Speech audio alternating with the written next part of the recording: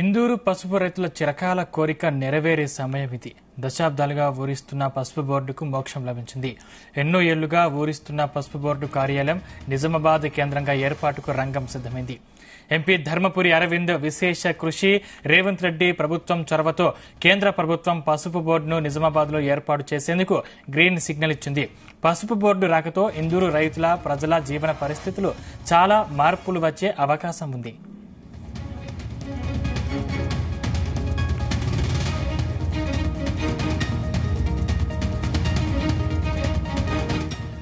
2019 ఎన్నికల్లో పసుపు బోర్డు ఏర్పాటు లక్ష్యంగా ప్రచారం చేసిన ధర్మపురి అరవింద్ ఆ ఎన్నికల్లో కేసీఆర్ కూతురు కవితను ఓడించారు.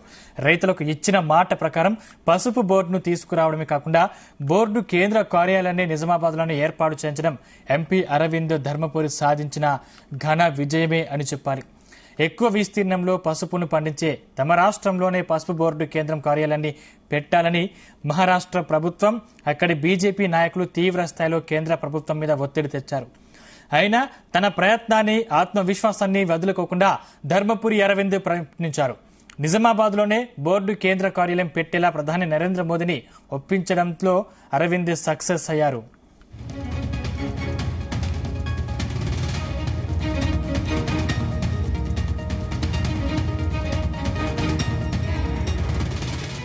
తనను గెలిపిస్తే ఇచ్చిన హామీని నెరవేరుస్తానని, లేకపోతే పదవికి రాజీనామా చేసి మీతో పాటు పోరాటం చేస్తానని లిఖితపూర్వకంగా బాండ్ పేపర్ రాసిచ్చారు.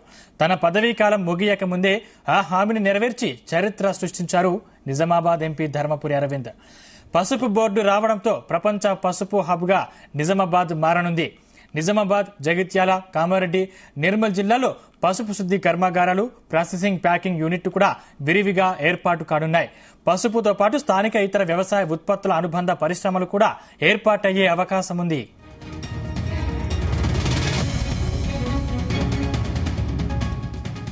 ఇక పసుపు బోర్డు రాకతో జక్రాన్పల్లి ఎయిర్పోర్టుకు లైన్ క్లియర్ అయింది.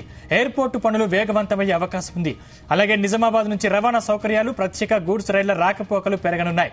పారిశ్రామికంగా నిజామాబాద్ పార్లమెంట్ నియోజకవర్గం ఎంతో అభివృద్ధి చెందనుంది. యువతకు కూడా ఉద్యోగ, ఉపాధి అవకాశాలు పెరగనున్నాయి. బీడీ కార్మికులకు, వ్యవసాయ మహిళా కూలీలకు ప్రత్యామ్నాయ ఉపాధి అవకాశాలు లభిస్తాయి.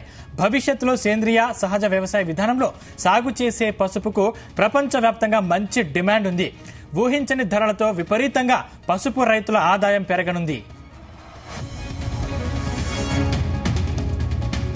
ఇచ్చిన మాటను నిలబెట్టుకునేవారు అరుదుగా ఉంటారు. అలాంటి అరుదైన నాయకుడే ఎంపీ అరవింద్ అని రైతన్నలు అభినందిస్తున్నారు. నిజామాబాద్ పార్లమెంట్ నియోజకవర్గంలో వ్యవసాయ, పారిశ్రామిక రంగాల్లో రాబోయే విప్లవాత్మక అభివృద్ధితో రవాణా, వసతి, భోజనం, మార్కెటింగ్, వ్యాపార రంగాల్లో ఉద్యోగ, ఉపాధి, వ్యాపార అవకాశాలు గణనీయంగా పెరగనున్నాయి. ఎంపీ అరవింద్ ఇచ్చిన మాట ప్రకారం పసుపు బోర్డును తేవడమే కాకుండా బోర్డు హెడ్ ఆఫీస్ ను తెలంగాణలోనే, అందులోనూ నిజామాబాద్ లోనే ఏర్పాటు చేయించడంతో బీజేపీ పట్ల ప్రజల్లో సానుకూలత పెరిగింది.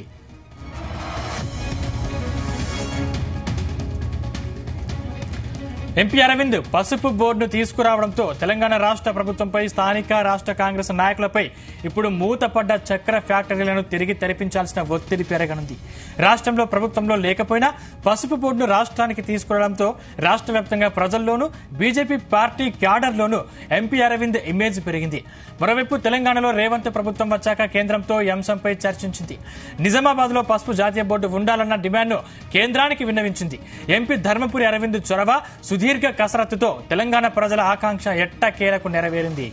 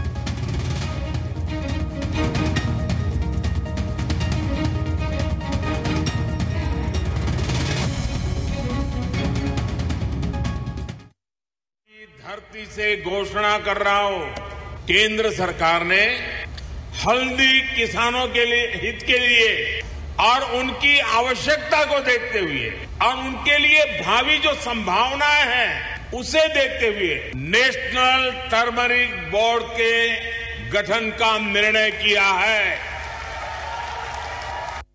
सालों से टर्मरिक बोर्ड बनाने की मांग थी और ये अरविंद धर्मपुरी मोदी जी के इतने पीछे पड़ गए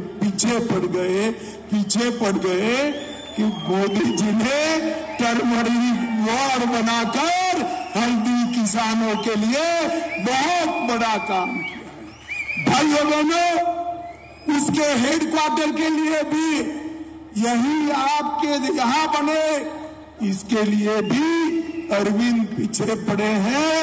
इसको दूसरी बार एमपी बना दो, हेडक्वार्टर भी आपके यहाँ निश्चित रूप से आ जाए। एक बड़े फैसले की आज मैं तेलंगाना की धरती से घोषणा कर रहा हूं। केंद्र सरकार ने हल्दी किसानों के लिए हित के लिए और उनकी आवश्यकता को देखते हुए और उनके लिए भावी जो संभावनाएं हैं उसे देखते हुए नेशनल टर्मरिक बोर्ड के गठन का निर्णय किया है। सालों से टर्मरिक बोर्ड बनाने की मांग थी